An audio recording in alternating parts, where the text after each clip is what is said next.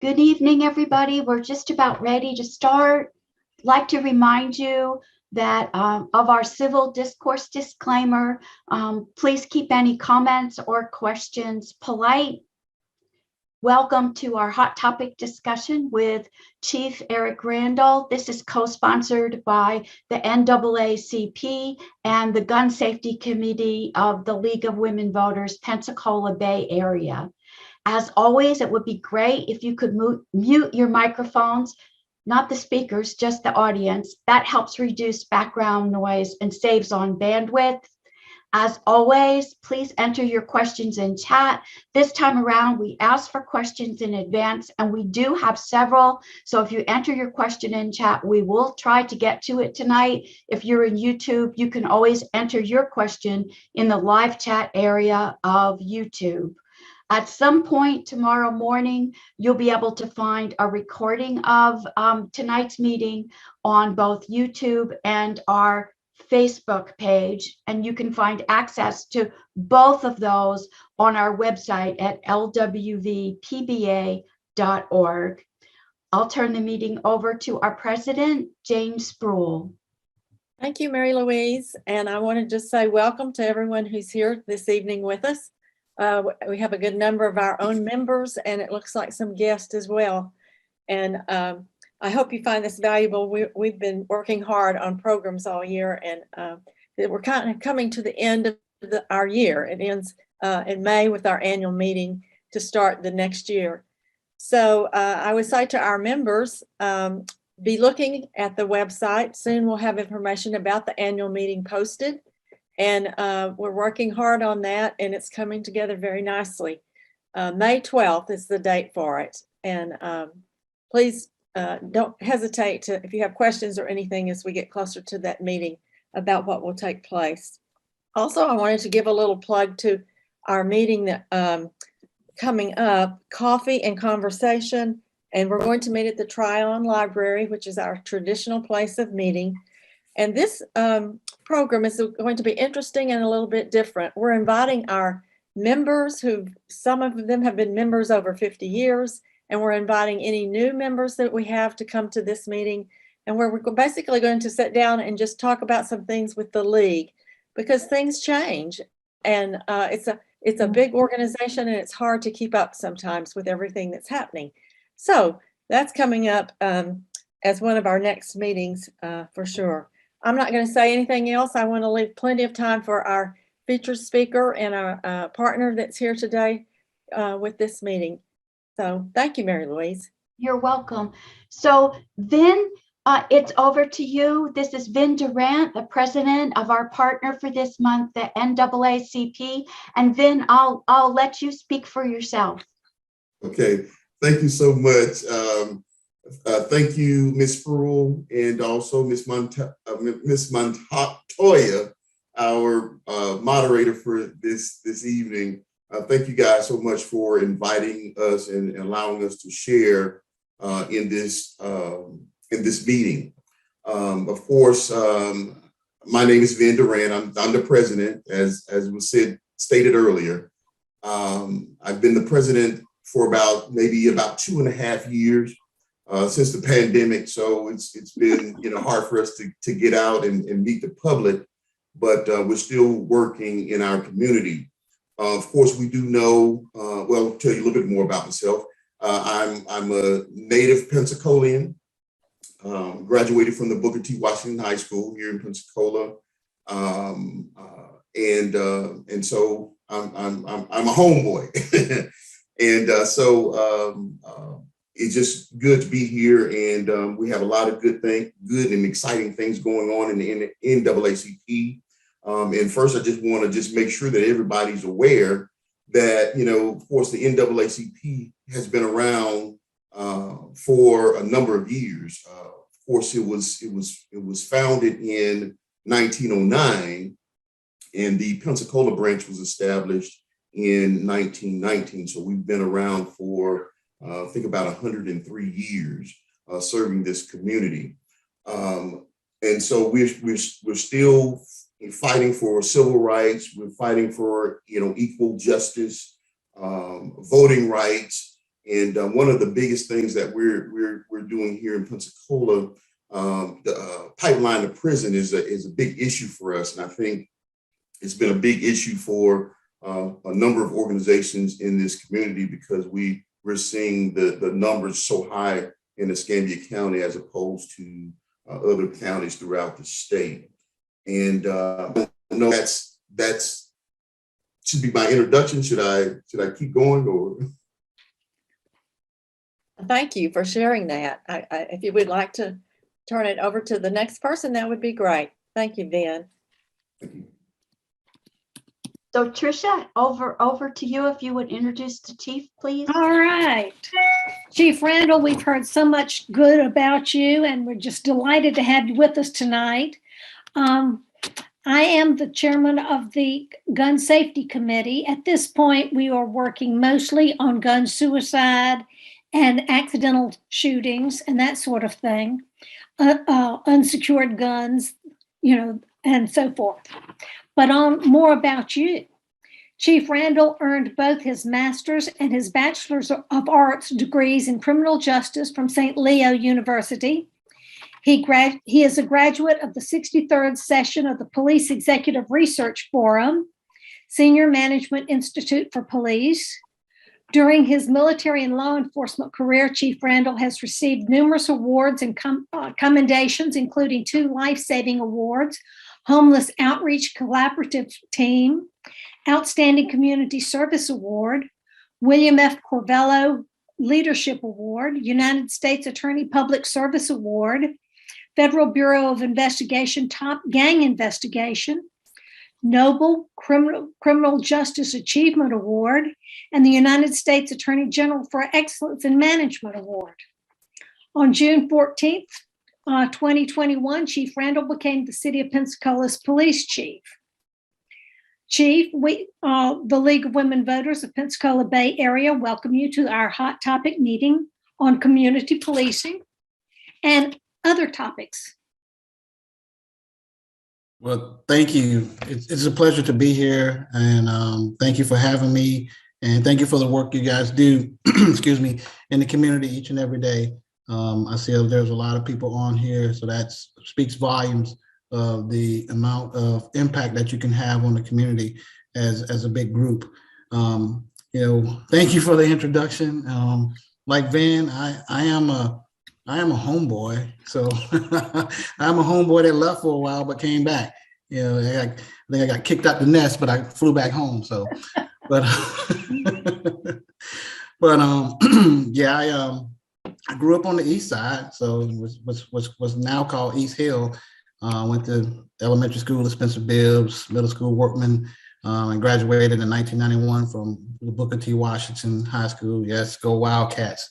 We're representing around here in Pensacola. So shortly after I graduated high school, like 2 weeks later, I was on a plane northbound and going into the United States Navy. So I spent 8 years in the Navy, traveled all around the world, learned a lot of things about myself, about the military, about whole global things that's going on in the world, and about different cultures. So I always take every opportunity in life to help me grow as a person.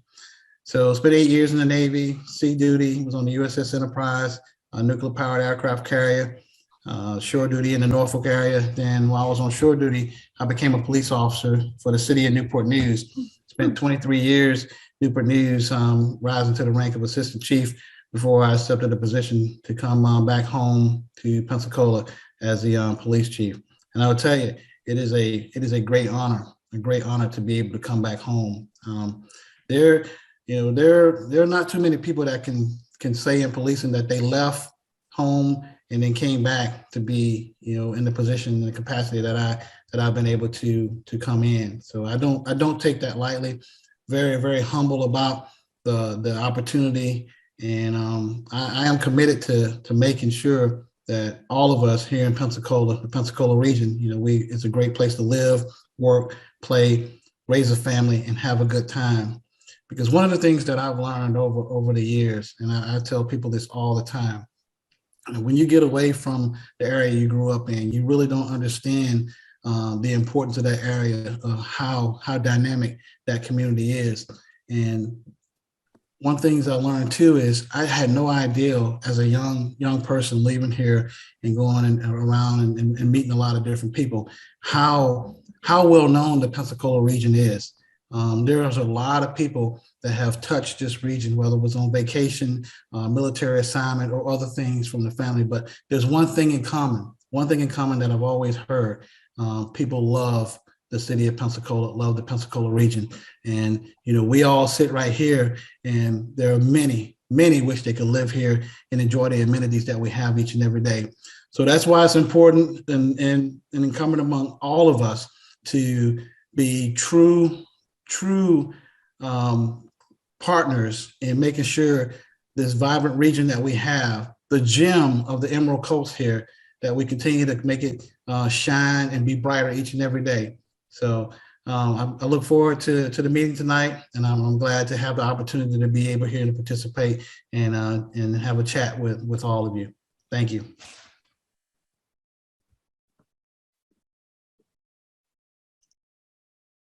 Thank you, Chief Randall, for coming to our meeting. And I'm Diana Montoya, and I'm also the co-chair on the League of Women Voters Gun Safety Committee, and I will be the moderator this evening. So we wanted to give you the opportunity to address some of the community concerns and ask you some questions from the Pensacola League of Women Voters and the general public. So I will go ahead and get started. Our first questions come from the Pensacola League's Gun Safety Committee, and they pertain to community policing and mental health. Now, NAMI, the National Alliance on Mental Illness, reports on mental illness and the criminal justice system for 2020 states that about 2 million times each year, people with serious mental health illnesses are booked into jails. About 2 in 5 people who are incarcerated have a history of mental illness. That's about 37% in state and federal prisons, and 44% are held in local jails. 66% of women in prison report having history of mental illness, almost twice the percentage of men in prison. Nearly 1 in 4 people shot and killed by police officers between 2015 and 2020 had a mental health condition. Suicide is a leading cause of death for people held in local jails. And there are an estimated 4,000 people with serious mental illnesses that are held in solitary confinement inside of US prisons. Now, with those kinds of statistics, you can see why many organizations, including the Pensacola League of Women Voters, would want to ask questions about community policing and mental health. So our first question is, when Pensacola Police Department receives a call about a mental health issue, how do they connect with the mobile mental health services? Can you tell us about the process and the procedures? Yes, and as you noted, there is some staggering numbers when it comes to mental health and the amount of people that are in the criminal justice system. You speak to any sheriff that runs a jail or any jail administrator, they'll tell you in that community, the jail is probably the most populated mental health facility that they have. So when when a call comes out that we truly know that there's an issue with someone in crisis, or there's a mental health component aspect to it, one of the things we try to do is make sure we send an officer that has had some mental health training. One of the things that we've been working on, trying to ramp up since COVID has died down a lot, is my mandate is all officers on the police department from me on down is going to be trained in this crisis intervention training to give us some footprint of try to understand mental health and how to deal with and de-escalate situations. So if we respond to a situation where there's someone that's clearly in crisis, we will utilize our crisis intervention trained officers to try to de-escalate the situation and try to voluntarily get the person over to the hospital where they can be evaluated and see if there's an opportunity where they need to be voluntarily Baker acted. If that's not the case, then we do have the authority up under the state to take someone into protective custody to get them to the hospital, to the facility, so they can be evaluated. The other part of that too is we have access to the Lakeview's mobile response teams. So we work hand in hand coordination with the mobile response teams to be able to come out to the scene, provide us feedback and some background on any particular individuals that may be in the system, that they can come out and help de-escalate the situation as well. But one of the things that has happened over time is we talk about the law enforcement interaction with people experiencing that are in crisis, is the need where things can escalate. So it's great that you asked this question, because I actually just sat at a meeting yesterday, and one of the things that I've been championing, and along with some of my colleagues in the mental health community, particularly Lakeview, we're a champion trying to create a alternate response here in Pensacola to mental health, where you have a mental health clinician and a law enforcement officer that's trained in a different perspective, that looks a lot different, comes in a different vehicle, that responds to these mental health calls, so they can be able to appropriately deal with the situation, not in a law enforcement manner, but from a actual mental wellness perspective as well. So we've been working on that for a number of months. We're now looking at different funding mechanisms and how to make that happen. We brainstormed the amount of teams, how many teams we'll be able to staff, what is the key day of the week, time of day that we need to look at for situations where we encounter more volumes of individuals in crisis. But I mean, we've been working hand in hand with our mental health provider for a number of years, and since I've been here, we really have ramped it up. We're also seeking funding to increase our crisis intervention training. And I tell you, with these officers that will be assigned to this team, once we get it going, they're not only going to have the CIT training, but they're going to have advanced training for law enforcement officers in the area of dealing with mental illness, different perspectives on how they deal with the mental illness. Because, it's unfair in today's society to, we expect an officer to have 40 hours of training, but to go to a subject in mental crisis and try to evaluate, something that somebody that is clearly a mental health condition that has spent years, if not decades, they get the advantage of doing that. So I think creating an alternate response will change the dynamic on the criminal justice system, or entering we have people with mental illness that are entering the criminal justice system when they really should truly be in a medical setting. Now, one of the questions I brought up yesterday at the meeting is we're moving forward on our perspective on the response end. So in doing that, we had to get partners on the treatment side as well, and on the intake process as well, because, one of the things I envision is once we make the commitment and move forward with this program, rolling out, that we're probably going to see an increase, an uptick in people that we are dealing with, where we seek that are in crisis, because now we're being a little bit more proactive. We have a different approach. Our families are calling. We're actually doing follow-ups at particular locations, just to follow up on people that we had to respond to with the mental health team, and making sure that the capacity at the medical facilities can handle the influx of patients that we could potentially be bringing in, because, this is a different way of looking at things. One thing I would tell you that most people that speak to me and see me and my staff will tell you, I do things completely different.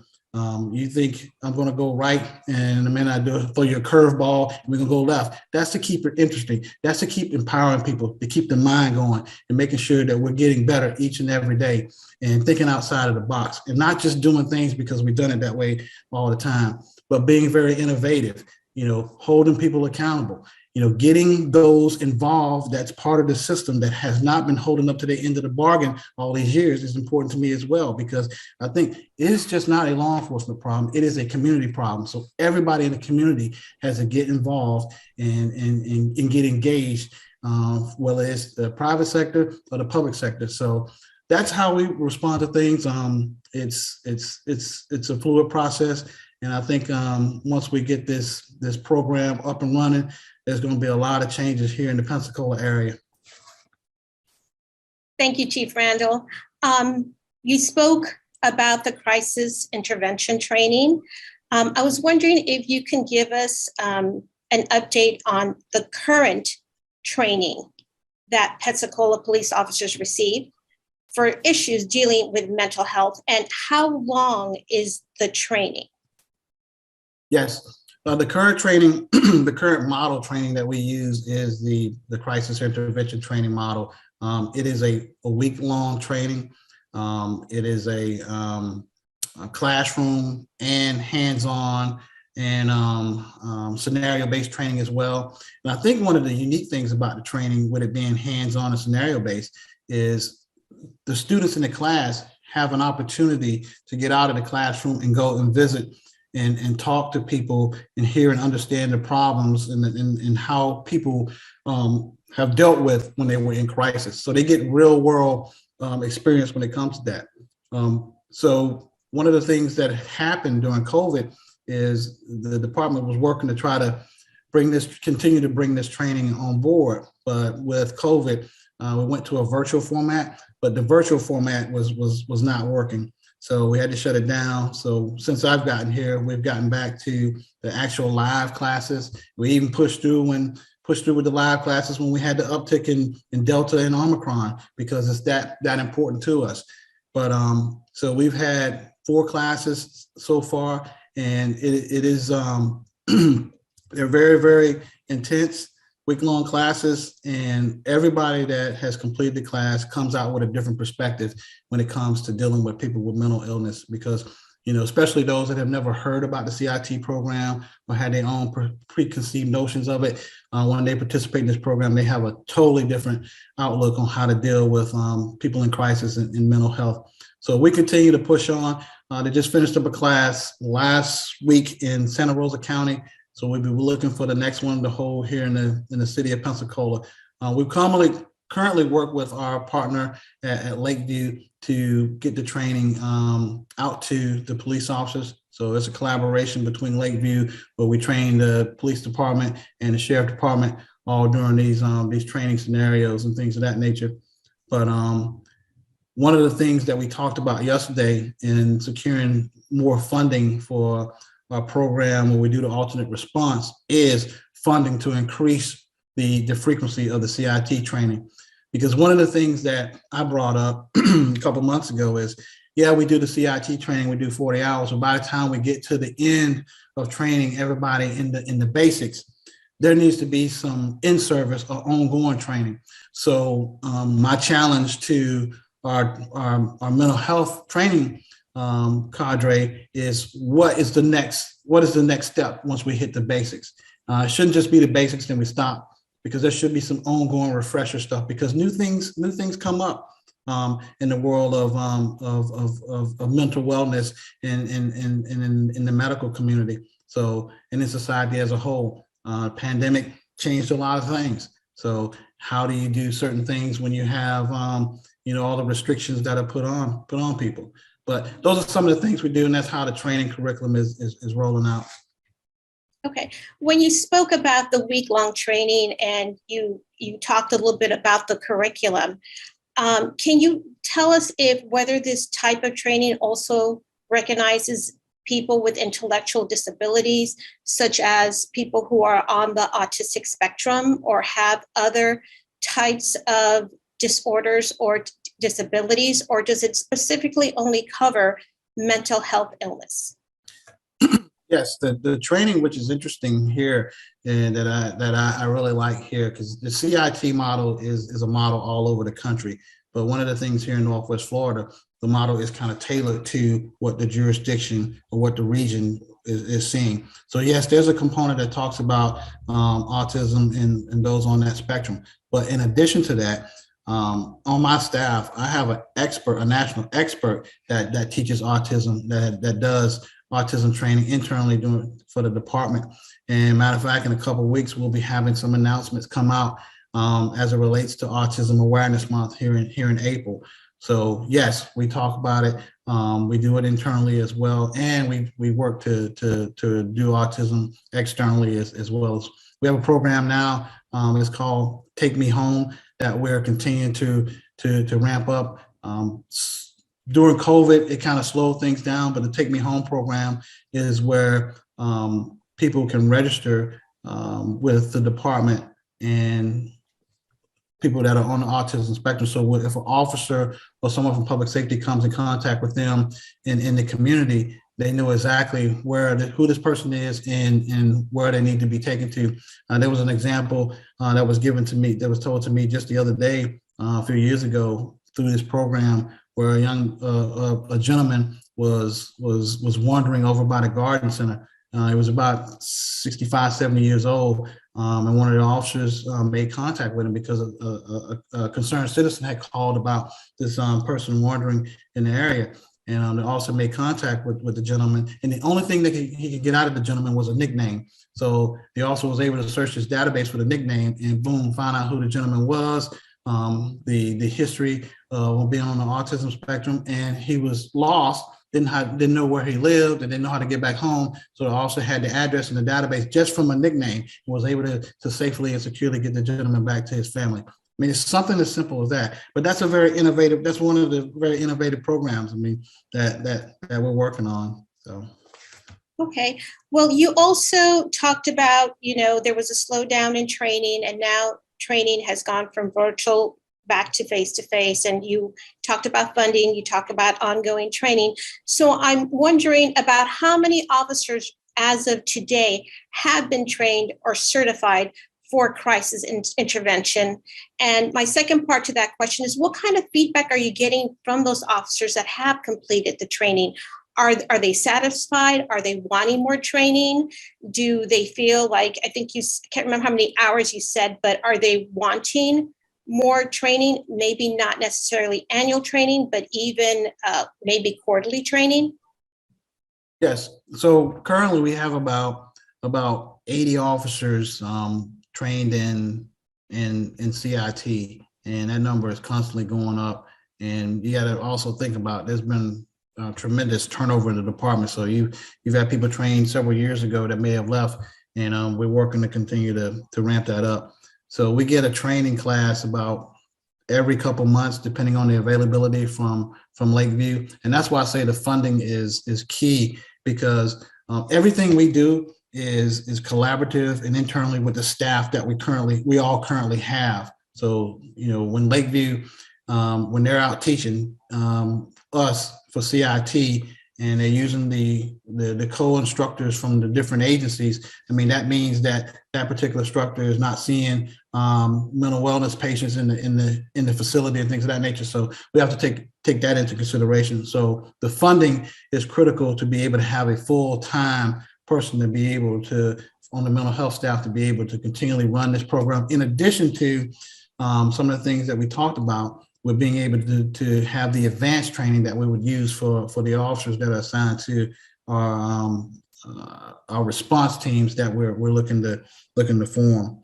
The feedback, everybody that I've talked to, and I normally attend the graduations, especially when they're at PPD or in Pensacola. The feedback has just been wonderful. The officers, like, why didn't I get this years ago? I had no idea that this training was that beneficial. It changed my perspective on a lot of things. Those are just some of the comments that you get from it, because I think it's critical. And this is just the basic training that these officers get. And I have a few officers that have degrees or working on degrees in psychology and clinical psychology and things of that nature. So not only are they getting this training, the officers are getting this training from the formal setting, but they're getting the informal training from some of the officers that we have that have a passion in clinical psychology and things of that nature, that have been doing some amazing work out in the community that they never even talk about.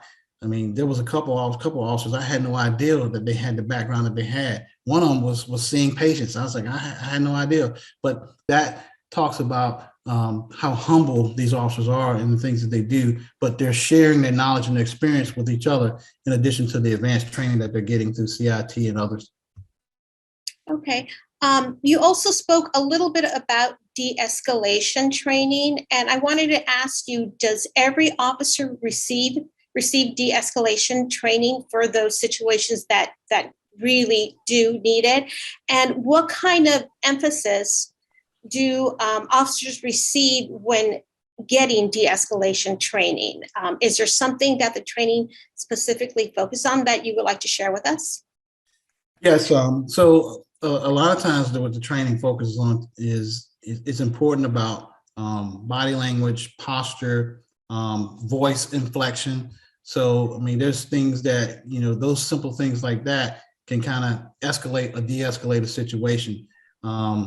Active listening is an important part of de-escalation, being able to paraphrase and repeat back to those that you're dealing with, because it gives them, the person that you're talking to, a sense that you're actually paying attention, not minimizing the feelings or the situation for the person that they're experiencing, the crisis that they're in, having an understanding, being empathetic, and things of that nature, and being very creative in the way that you do things. One of the things that you don't want to do is you don't want to play into any of the crisis scenarios that may be going on with a particular individual, because that can have disastrous consequences. But it's actually, being able to verbally and effectively communicate with people. And I tell you, one of the things from going through the autism training, we talk about some of the things, the signs and symptoms of somebody with autism, not walking up and just touching somebody, because, a simple touch of somebody that's on the autism spectrum could set them off and create a very dynamic situation.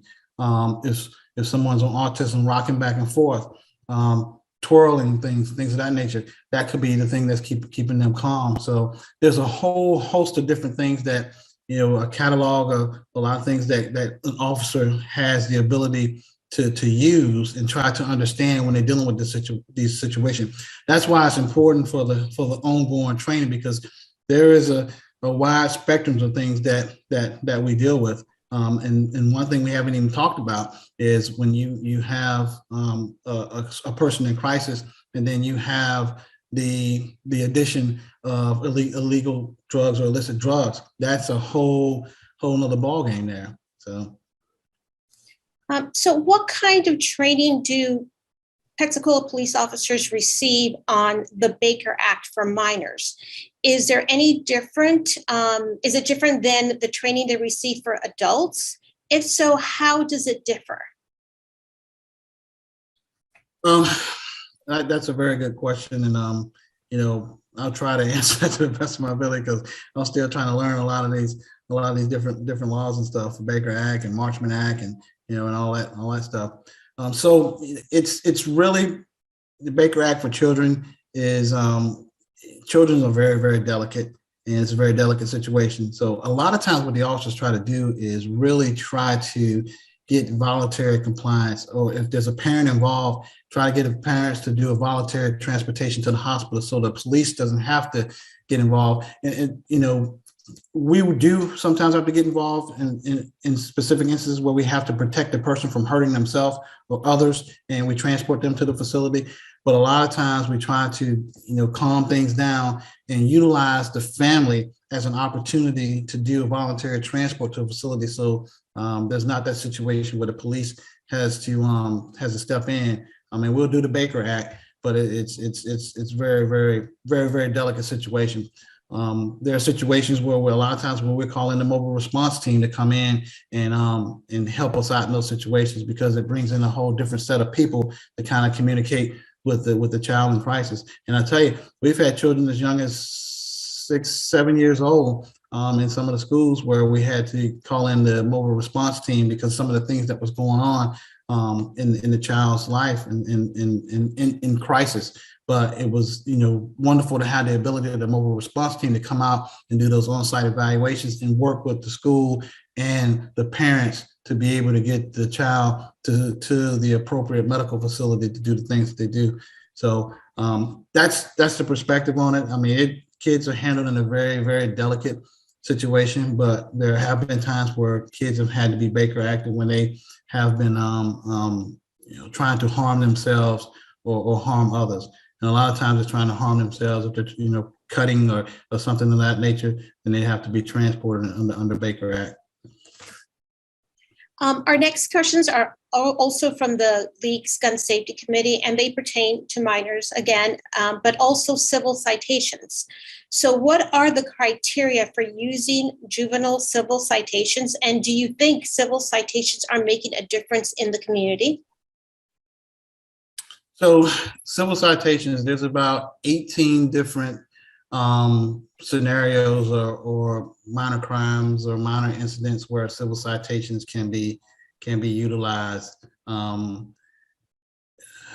When you talk about civil citations, I think they're very effective.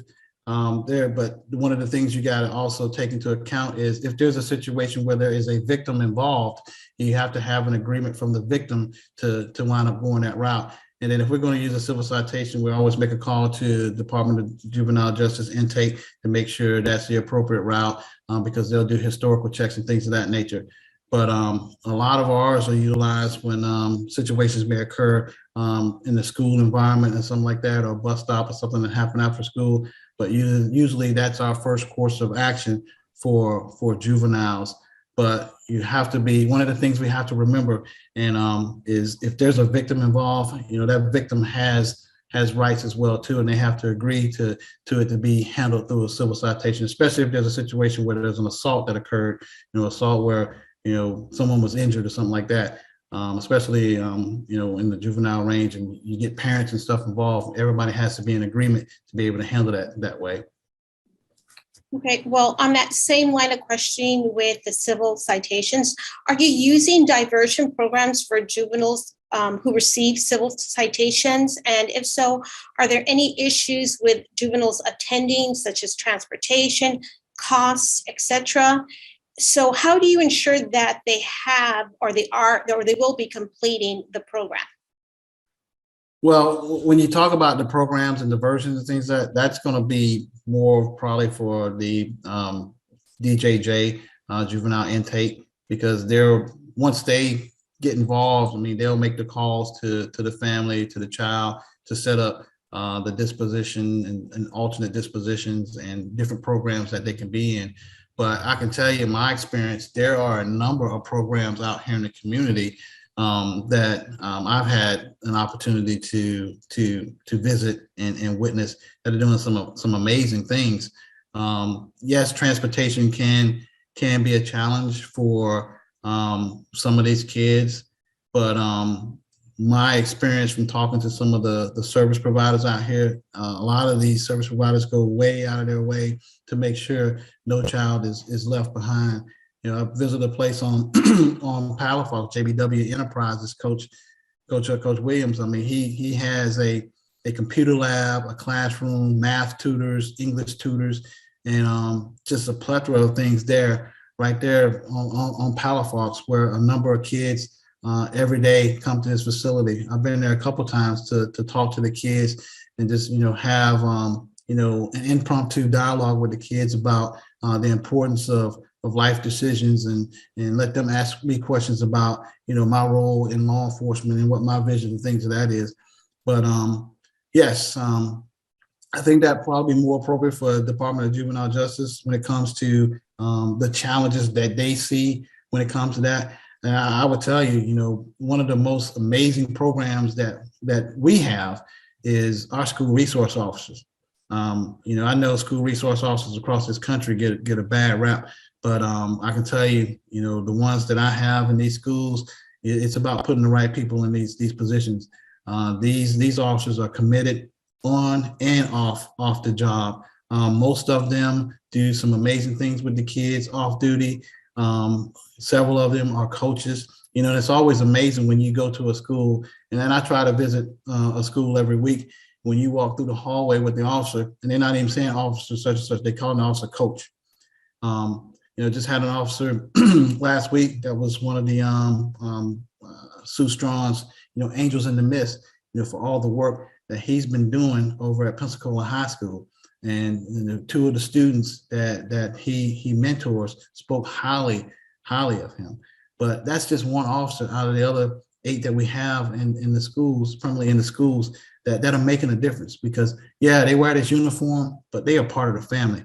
They are, it's amazing. We have and I tell you, one of the other things that, these officers started, when they learned about some of the challenges of some of the kids coming to school hungry, we worked with one of our community partners, Manor Food Bank, and now we have an SRO school program. So these officers actually have prepackaged meals in their office at school to be able to provide to these kids so they don't go hungry.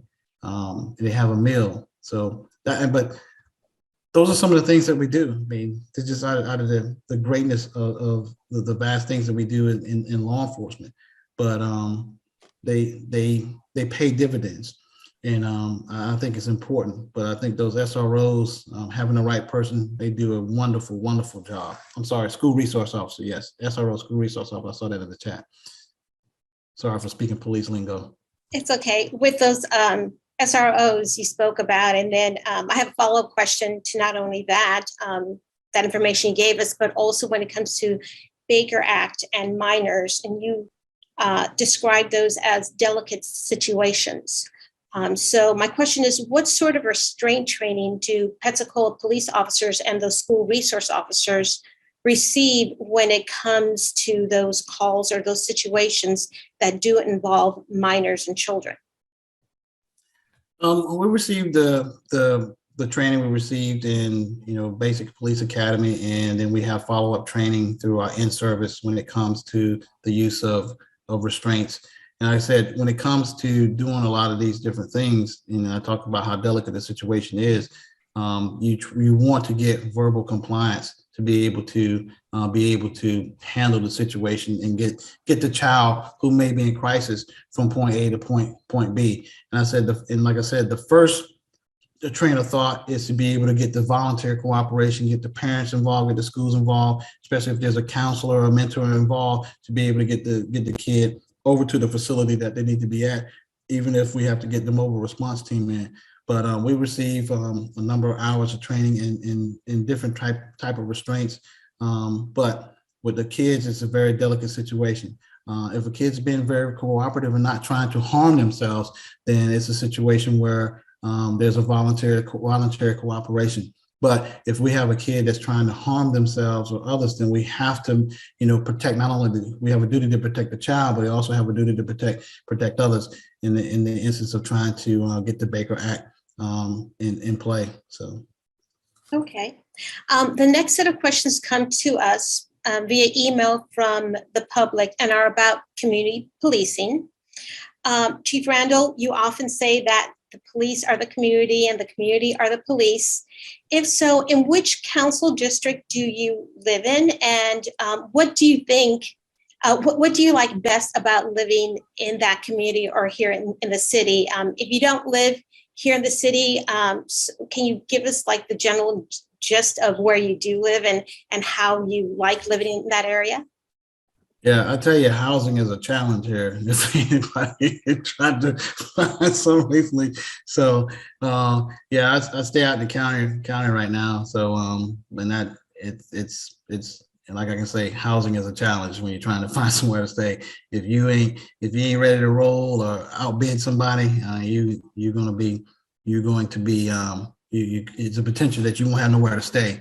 But I tell you, I love the community as a whole. I spend probably most of my time at the office, out and about in the city, trying to get to meet people and visit different facilities and try to talk about and get the public's perspective on how they view the community and what they would like to see in the community and what are the challenges.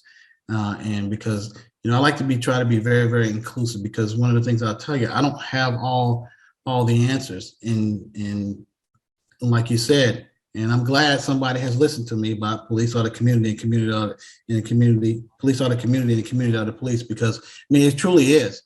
And one of the things I've been trying to get across recently, especially to law enforcement, is to ensure that people understand, wearing this badge is not a right, it's a privilege. And the power that is derived from this badge comes from the power from the people. And they have to, we sometimes don't stress that enough, in the police academy and when we get out, because, it's important that anything that we do and the power that we have is derived from the community being able to afford us the opportunity to be able to police the community. But I think overall, the community is doing very, very well. There's a ton of support out here. There's a number of initiatives that we want to try to do. One of the things that I've been trying to do is work keenly with youth. One of the youth projects that I started a few months ago that's working really, really well is my Chief's Youth Advisory Council. I have two. I have one at Washington High School and one at Pensacola High School, and we meet every month. And we talk about open discussions about anything the kids want to talk about. And the whole purpose of that is to empower these children as the next leaders in the community to be able to make change and to bring a lot of them out of their shells to be able to be the future leaders and do different projects. One of the things we did recently at Washington High School is we had we utilized sports. We had a basketball game. We had a basketball game where we had teams, police and youth. We did it a little differently. Most times you see that you hear police on one team, youth on the other, and police playing against the youth. No, we integrated the teams. We created a police youth integrated team, and we played against the other police youth integrated team. And we brought about half of the school into the gymnasium to watch us work as a team, as a group to bridge that gap. And I'll tell you, it was such a wonderful, wonderful opportunity. And the school asked me, when we'll be able to do that again, and what other sport can we do? So we'll be working on that. One of the projects we're working on with the kids at PHS, and I'll let the young adults pick these projects, because I think it's important to empower them as the future leaders to be able to come up with some ideals. So the project that the kids at Pensacola High School want to do, they want to do a community cleanup. And they are focusing on an area over on the west side in Cervantes, because they feel if they can take ownership of a neighborhood and clean up the trash, debris, and make a neighborhood, a street seem attractive, it'll change the dynamic and the perspective on a particular community. So, I mean, that's everything that they're doing. But we have open and honest discussions. And I tell you, it's amazing sitting here listening to these young adults, because, just when I think, I have this preconceived notion that, well, I think the conversation is going, I mean, they do what I do. They switch it up on me.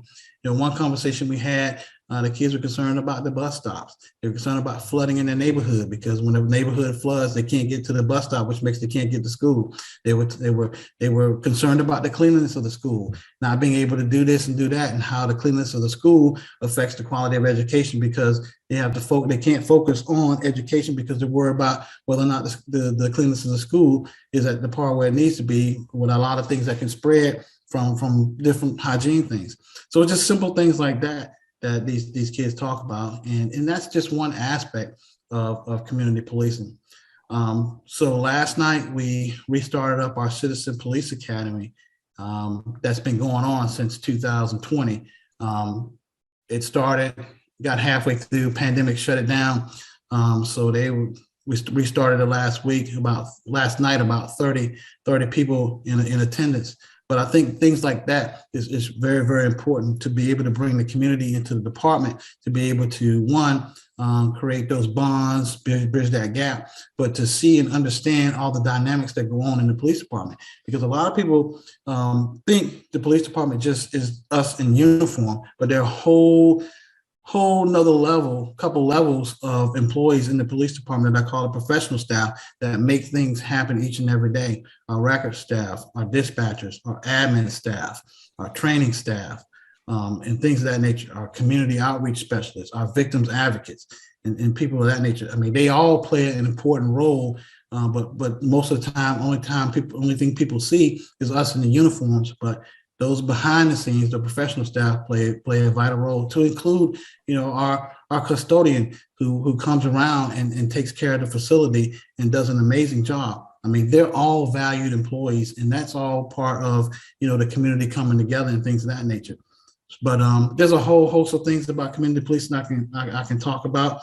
and continue to ramble on about, but I know you got a lot of questions you want to get to. You talked about the power of the badge and how the badge is a privilege, and you emphasized that connection to the community. So how many or what percentage of Pensacola police officers live in the city of Pensacola? And do you think there should be a residency requirement for officers? In other words, should police officers be required to live in the cities that they patrol in order to create a better connection? That is a very good question, and there's an ongoing debate nationwide about that. And I tell you, in one particular area, I think it's St. Louis and Memphis, they're having big debates and actually changing state law to be able to remove certain requirements, not living in the city, because one of the things you find is we're in a challenging time, not only in law enforcement, but in employment all over the world, but specifically law enforcement. It is a very challenging time to be able to recruit and retain individuals to come into the law enforcement profession. And it's not just here in Pensacola, it's every time you turn the TV on, every article you look at, people are having challenges. So there's a number of things that come into play. There hasn't been any studies that I know of, because I'm part of all these different organizations, IACP, Noble, PERF. These are national organizations that are always looking at the global perspective when it comes to policing. There are some benefits to it as well, but also there's also some challenges that come with it as well. As far as the percentage of Pensacola police officers that live in the city, I don't have that particular number off the top of my head. I have to research that, but it is an ongoing debate in law enforcement, in the public safety profession, about one way or the other. And like I was just saying, recent activity has been for some of the agencies that are struggling to be able to meet staffing requirements are making changes. And to my knowledge, there's no study in the realm that says one thing or the other. So the next question is the policy question. Why are Pensacola police officers authorized to have full-time unlimited use of department vehicles if they live outside of the city limits? Oh, that's a good question. That's that's part of the union contract. So that was in play before I even got here. So and it's another added benefit. There are restrictions to that. There are mileage restrictions that go with that. And the benefit is also being readily available for callback and things of that nature, because a number of our employees are on callback 24/7. So that's basically the answer for that one right there. Okay, I just have one last question. I wanted to give you the opportunity to talk about the crime rate, and how do you expect to impact the crime rate in Pensacola? Specifically, what actions or policies would you institute to impact the crime rate here in Pensacola? Sorry, I was on mute.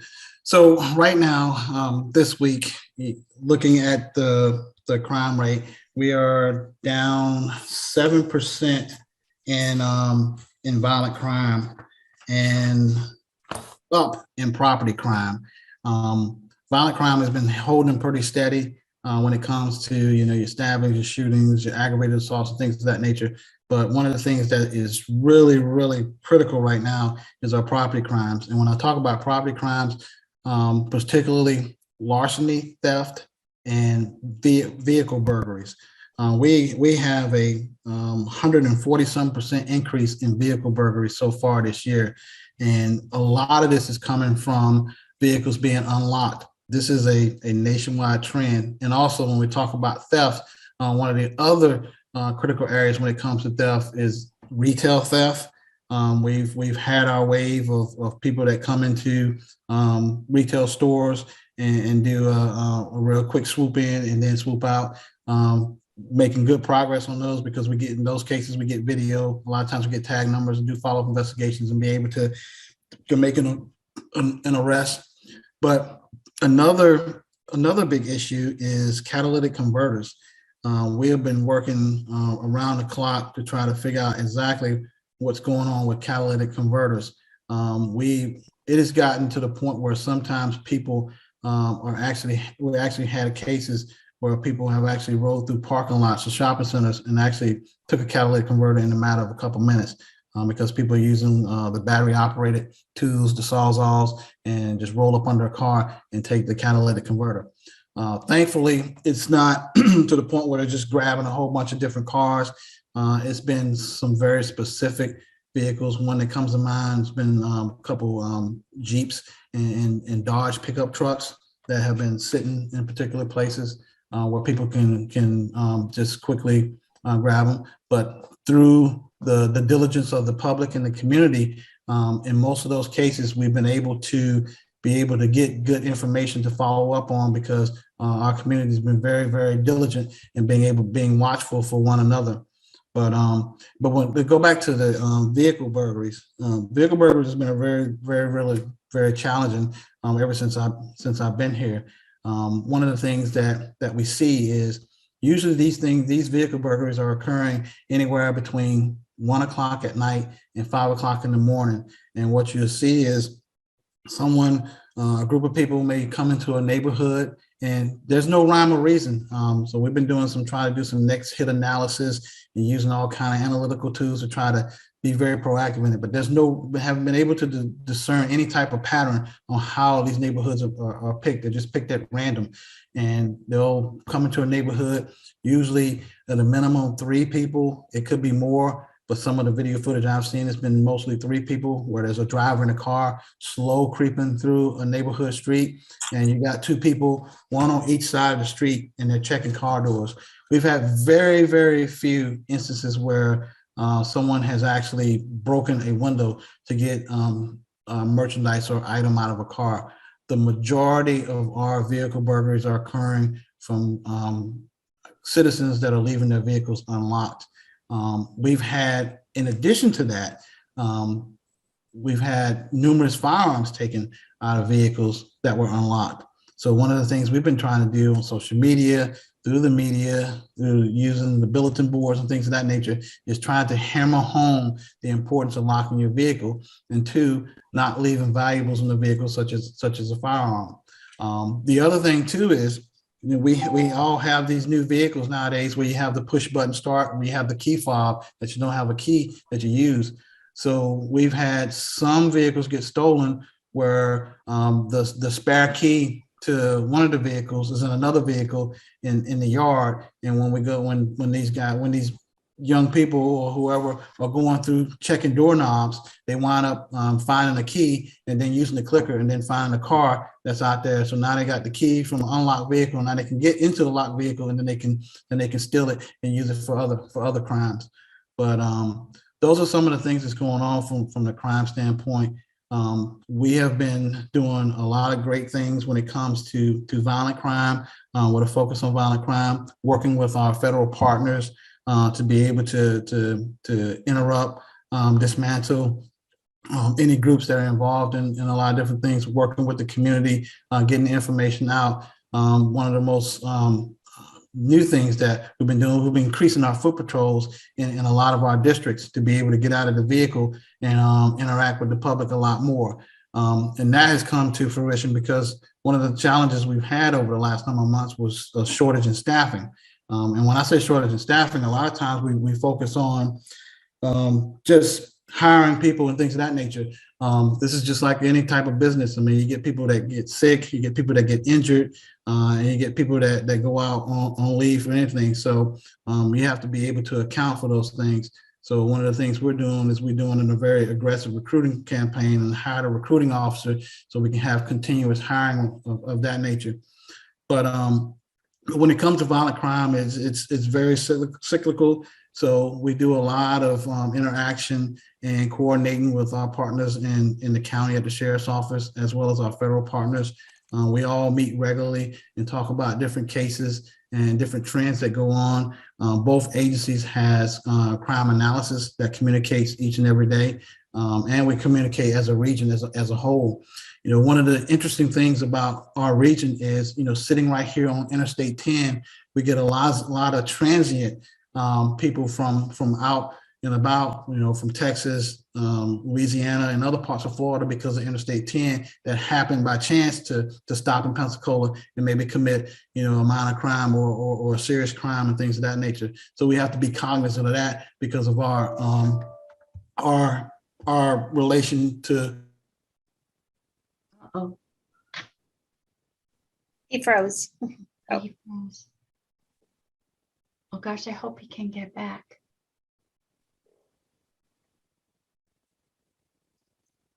Well, we'll give him a chance to get back. Okay. And Deanna, there's one more question. Did you see that down in chat? Yes. Okay, good. So if we can get him back, we can maybe ask him to answer that as well.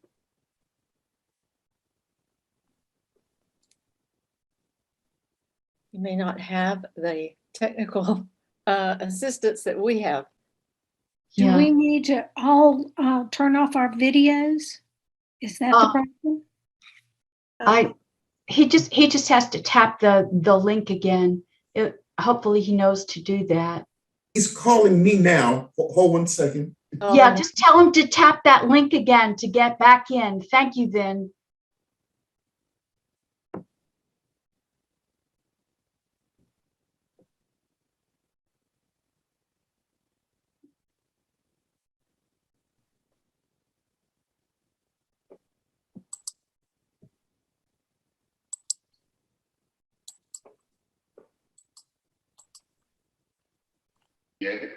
Yeah, okay, I'm back.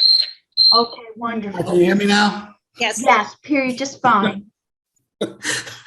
Sorry, I guess I was talking too much, had a major power, Well, the power. So, well, yeah, you were talking about, the increase in vehicle burglaries. Yes. And I do have a question about that. And you talked about using analytics.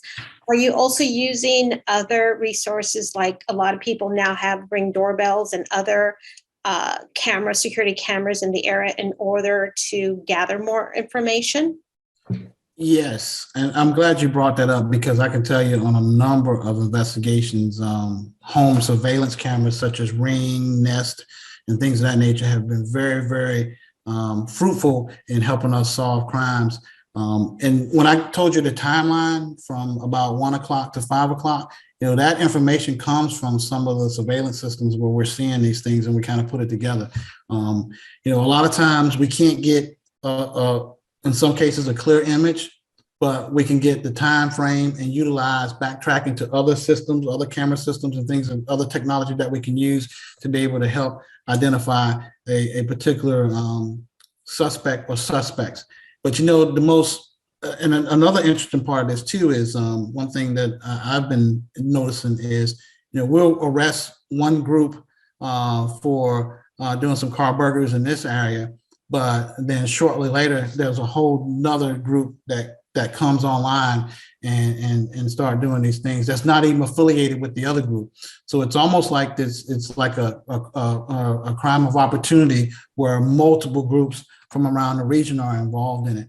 And some of the information that I've been able to extrapolate from our analysts and things is that we've had some people come over from Alabama at times to be able to commit these things in our communities.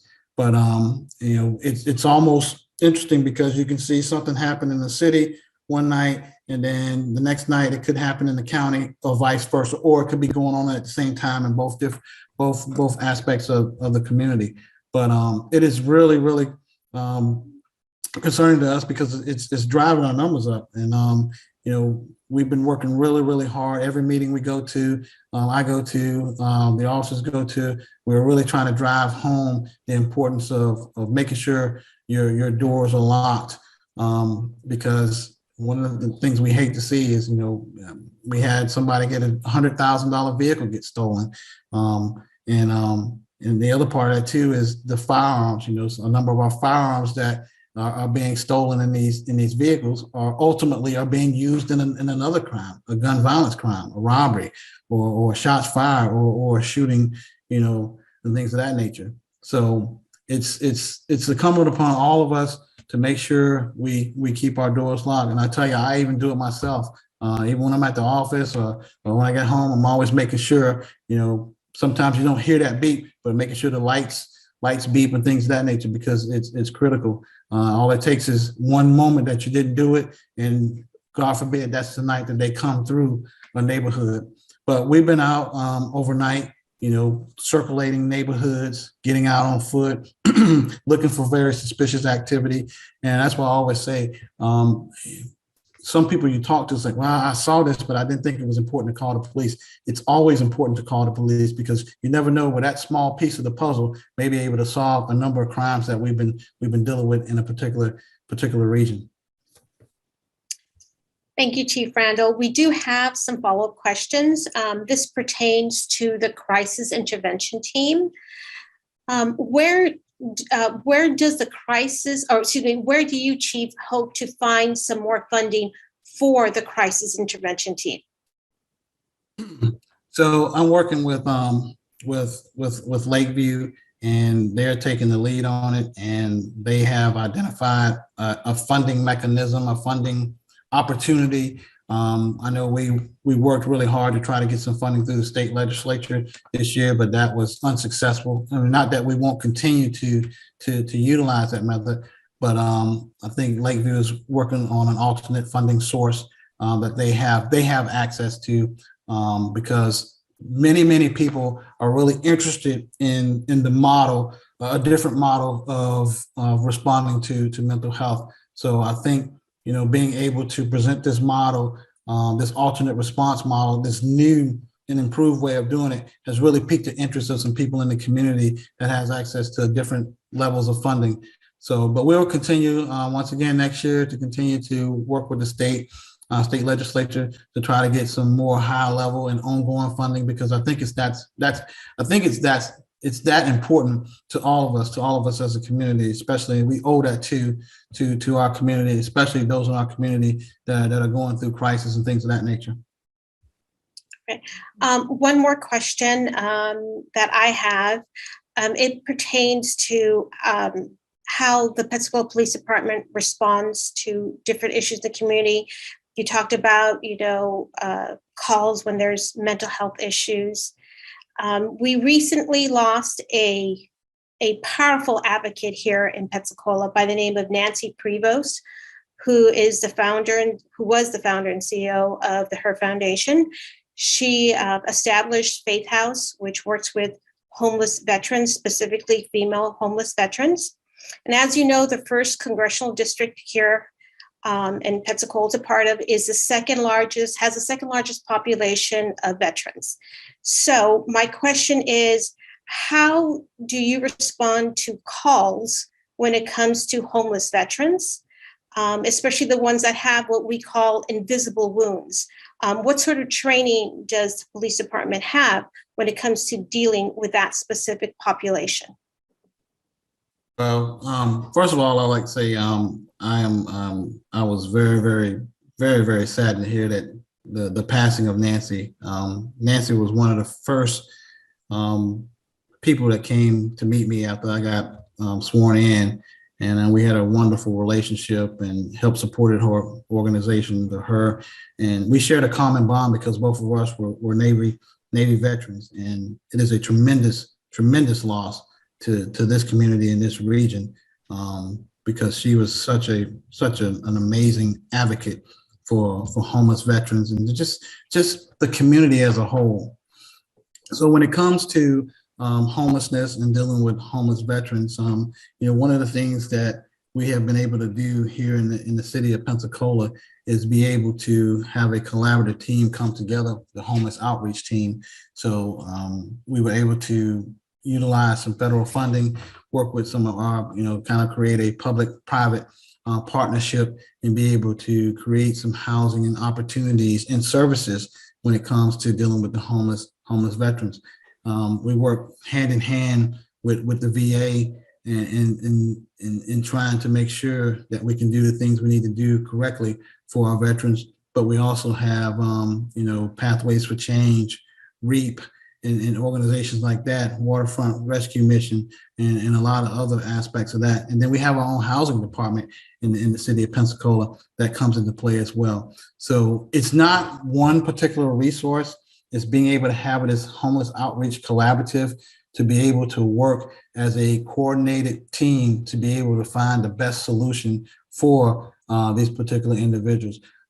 As far as the veterans go, I mean, we have a plethora of opportunities here with the military in the region, and me being a veteran myself. But I will tell you, one of the things that we started since I've been here is all the veterans, military veterans on the department, have an opportunity to wear their service pin. I wear Navy because I served in the Navy, but part of that is a de-escalation tool when it comes to any situation in the community, especially dealing with people in crisis and those that are in crisis that are veterans.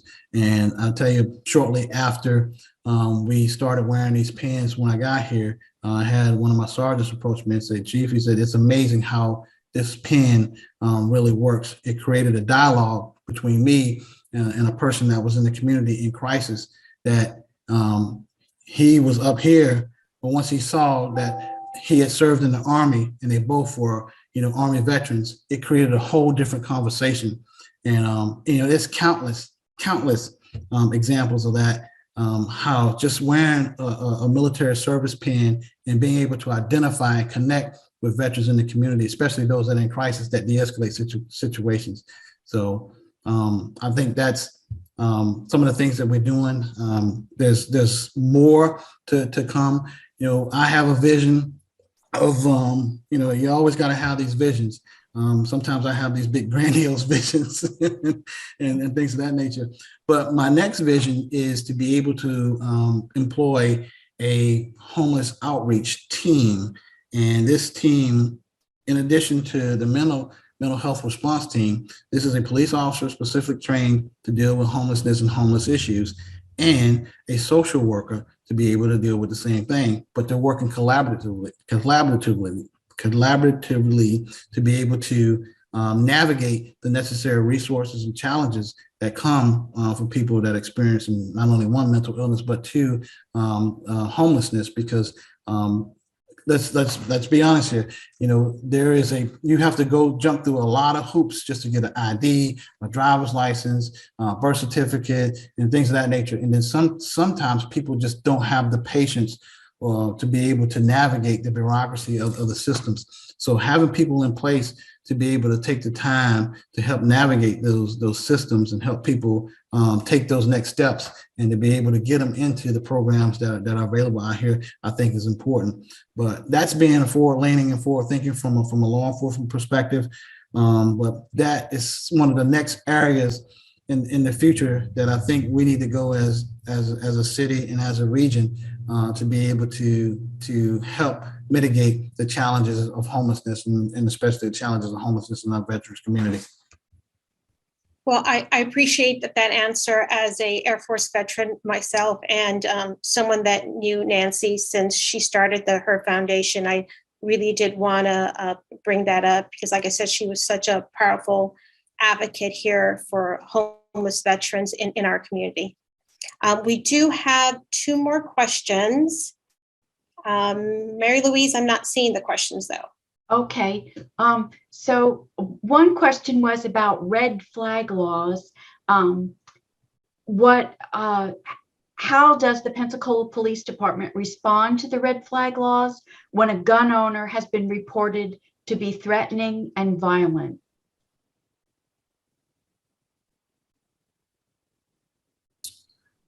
Well, there's a multiple ways you can respond to that.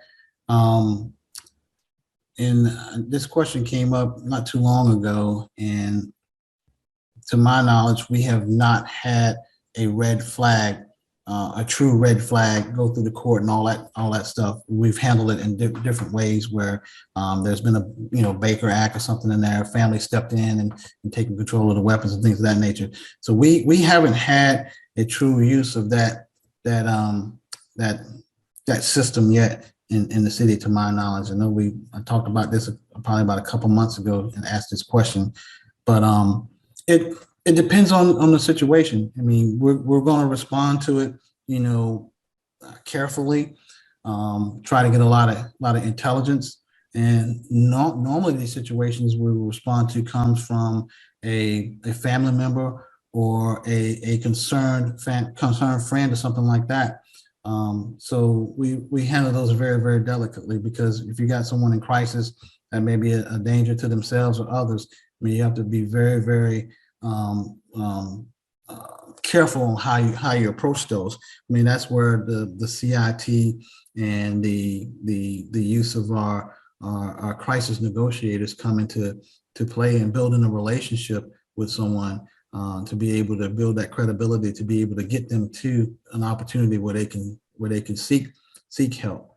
So, I mean, there are a number of scenarios and a number of ways to respond to it, but first and foremost is being able to get the information that we need to be able to make sure the community is safe, the person or persons that's reporting it is safe, and being able to create a safe environment for the person that may be in crisis, that may have a weapon, and being able to de-escalate the situation to have a very safe conclusion to get them to the help that they need to be able to get.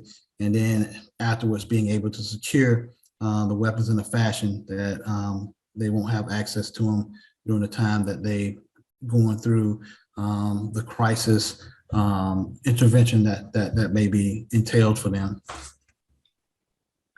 Okay, and there was one last question. It was about civil citations. And the viewer wants to know about the possibility of a second step in the civil citation process. In other words, is there a second step, or could there be a second step beyond the officer at the scene in deciding whether to give a civil citation, which might help victims, give victims a chance to understand the process and the advantage of the civil citation over arrest, because after all, not everybody understands this process or the two choices and what the difference might mean for them. Yeah, I think right now, I'll tell you what that step is making those connections and phone calls to DJJ to look in, for they can look deeper into the system to see if, even though if the person is eligible for a civil citation. So that is one of the second steps that's in the process right now. I know there's ongoing discussions about civil citations and looking at the process as a whole, and which is great, because I mean, you should always take a look at your systems and your processes and make sure that you're doing due diligence. But I got asked this question the other day, but the question I asked back was, there's more to this civil citation scenario than law enforcement. I mean, you have law enforcement, and then you have the court system, and then you have the Department of Juvenile Justice. So just talking to law enforcement about it has to be everybody in the room collaboratively working to take a look at the program to make sure it's working as efficiently as it is, because there's other parties that have to agree to certain things, because it's not just the law enforcement aspect of it, which is one part is critical, but it's critical for DJJ and the court as well. So. Okay, well, thank you. And Deanna, I think that's it for questions from the chat. I think that's all we have.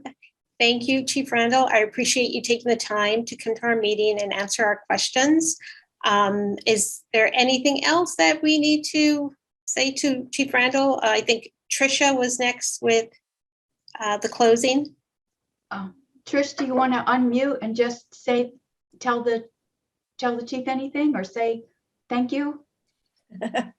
Well, I had heard wonderful things about you, Chief, and I think you've lived up to pretty much all of them. Welcome to the community. We are delighted to have you back home where you belong. Thank you so much. I'm glad I lived up to it. It's a very, I tell you, there was some very, very good questions. Some questions that I've never been asked before, and great dialogue. And I applaud each and every one of you, and taking on the roles that you take on, and continue to stay engaged and stay empowered, and empower others in the community to get involved, to continue to move forward. We're making sure, Pensacola is the great place to live, work, play, raise a family, and have a good time, because we truly, truly have a gem here in Northwest Florida. And sometimes I don't think people realize the importance of that. I see it every day, when I make my trips up to the airport, and in 2021, watch 2.5 million people come through that airport here in the city of Pensacola. So we're on the map. There's a lot of great things going on here, and we got to continue to work hard at moving forward and empowering all people to get involved and do great things. Well, Thank thank you so much. Yeah, thanks for all your time. And Vin, thank you for coming, and thanks for cluing us in on what's going on. We hope to work together with you more in the future as well. So if that's everything, I have Thank the you for power having to me. I have the power to hit the big red button that ends the meeting for all. So I'll go ahead and do that if it's okay with everybody. Jane, is it okay to turn us off? It's time, and thank you, Mary Louise, so much and Diana too.